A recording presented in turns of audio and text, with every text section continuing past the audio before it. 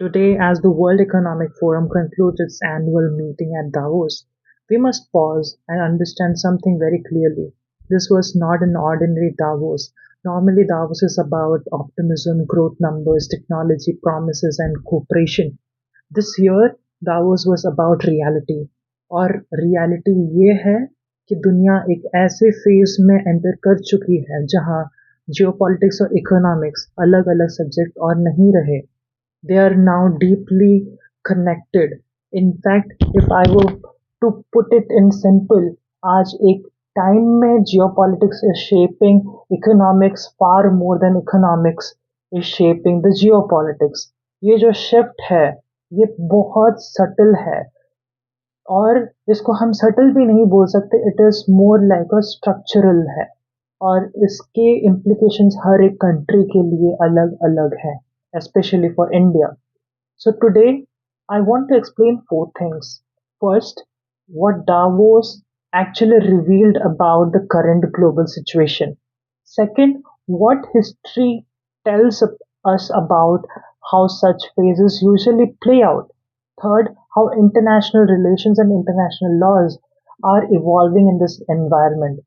And the fourth one will be what all this means for India, not emotionally, but strategically and numerically. Let us begin with what Davos really showed us.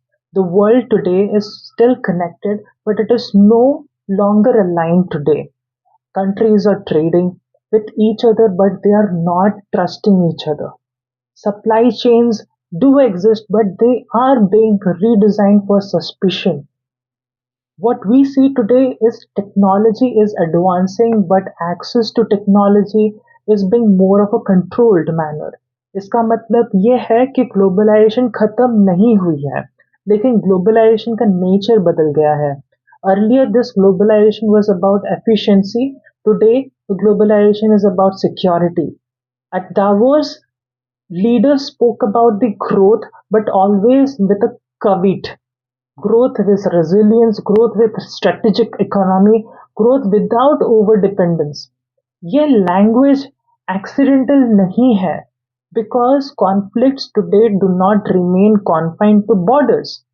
When we see that, we will be thinking about आज का conflict energy prices को hit कर सकता है, food supply को hit कर सकता है, शिपिंग रूट्स को हिट कर रहा है, इंश्योरेंस प्रीमियम को भी हिट कर सकता है और सबसे पहले इन्फ्लेशन को हिट करता है.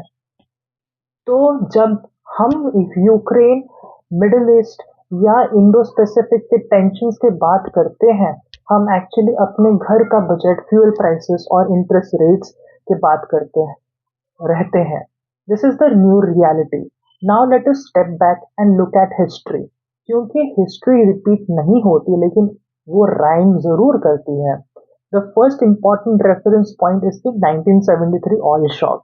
At that time, the trigger was geopolitical conflict in West Asia was there, but the impact was economic.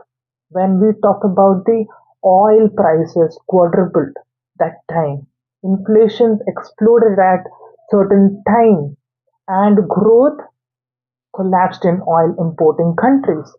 The lesson from 1973 was very simple.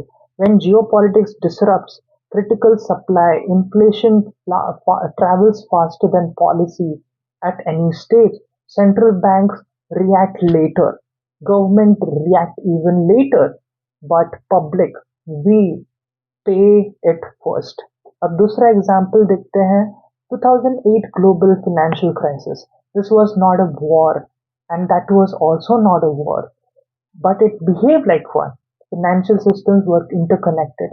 Once confidence is collapsed, over capital stopped flowing, trade froze, growth collapsed across continents almost simultaneously. The lesson from 2008 was always clear. When financial plumbing breaks, globalization becomes a transmission mechanism for crisis. आज हम जो financial sanctions और capital restrictions देख रहे हैं, वो इसी plumbing को consciously weaponize कर रहे हैं. Now the trend and most relevant thing we can think about is Russia-Ukraine conflict and the sanctions regime that followed. Initially, many analysts predicted an economic collapse. That did not fully happen. Why?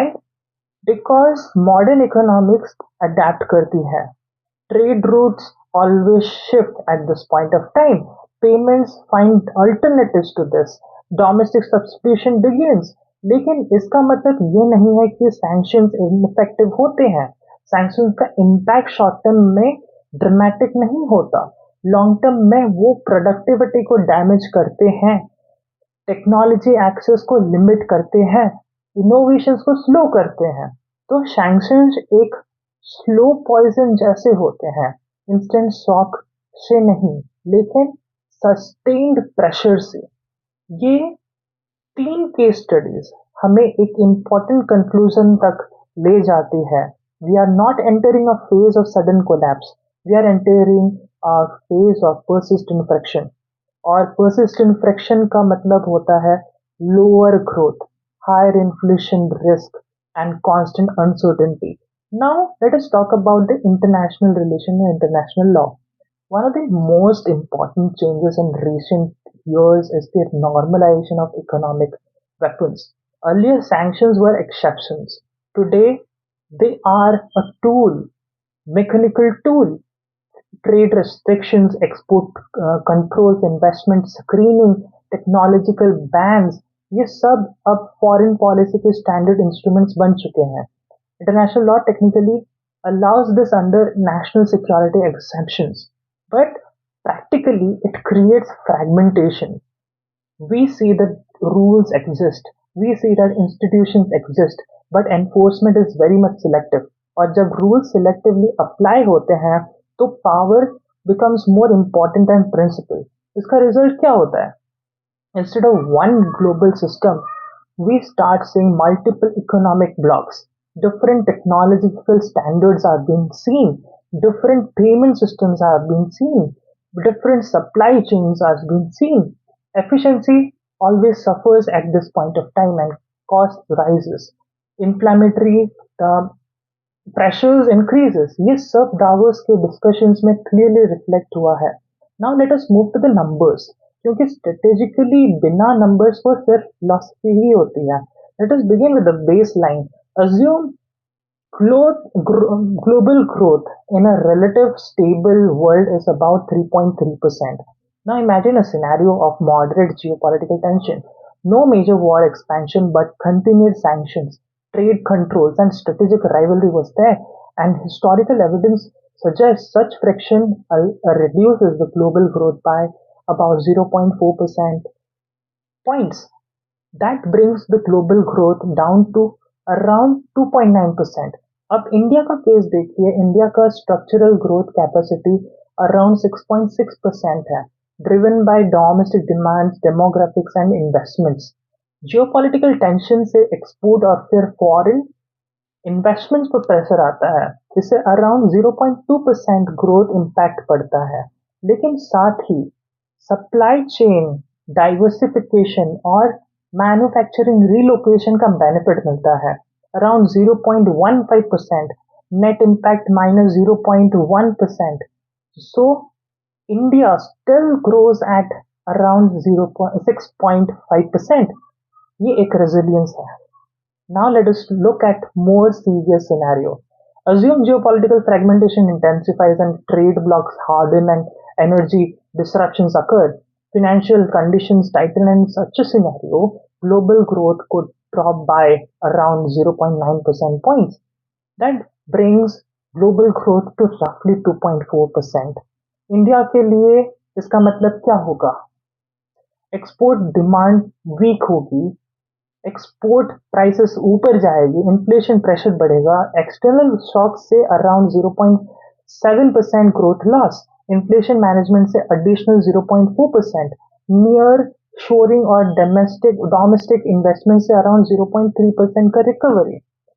Net impact minus 0.8% रहेगा. India still grows at around 5.8%, slower but still among the fastest in the world. Now let us take an example of the energy shock scenario. Assume oil prices jump about 40% for 6 months due to the geopolitical disruption. India के लिए इसका मतलब roughly 2% of the GDP का additional import burden.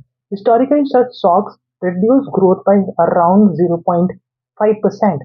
Domestic resilience recovers about 0.1%. Net impact minus 0.14%. India grows at around the 6.2%. So, what do these numbers tell us? India is not immune, but India is resilient और ये resilience accidental नहीं है. It comes from a scale, it comes from the domestic demand, it comes from the political stability and comes from the policy continuity. This is why at Davos, India was repeatedly described as a growth anchor. And let me be very clear. Opportunity does not automatically convert into outcome. अगर India को geopolitically alignment का फायदा उठाना है तो bottlenecks address करने पड़ेंगे, logistics को एफिशिएंट बनाना पड़ेगा, स्किल डेवलपमेंट होने पड़ेंगे, regulatory predictability should be there, energy security must be there. Now let us briefly touch upon the artificial intelligence क्योंकि डावोस में ये एक मेजर थीम था. AI is not just a technology issue, it is an economic and the social issue. AI low skill repetitive jobs को disrupt करेगा ही करेगा, but AI high skill integration jobs create करेगा. India के लिए ये एक fork in the road movement है. अगर स्किलिंग और एजुकेशन पेस के साथ अपडेट नहीं हुए तो डिसरप्शन ज्यादा होगी. अगर हम एआई अडॉप्शन और टैलेंट डेवलपमेंट में लीड नहीं लेते हैं तो इंडिया ग्लोबल डिजिटल बैकबोन नहीं बन सकता. Finally, let us conclude. Davos 2026 did not announce a crisis. It exposed a transition. The world is moving from an efficiency-driven globalization to security-driven economics. Growth will continue, but it will be unevenly. Trade will continue, but it will be very much selective. Technology will advance, but access will be controlled. Countries that adapt will gain. Countries that wait will lose. India के लिए message clear है. India remains one of the fastest growing large economics under the almost very realistic scenario. But growth will now depend on strategy, not slogans. The era of passive globalization is over. Era of strategic economics has begun. And the most important question of after Davos is not whether geopolitics will affect the economy. That questions us. That already has been answered. The real question is who adapts fast enough to convert disruption into advantage. That is the challenge, that is the opportunity, and that is the living moment we are living in.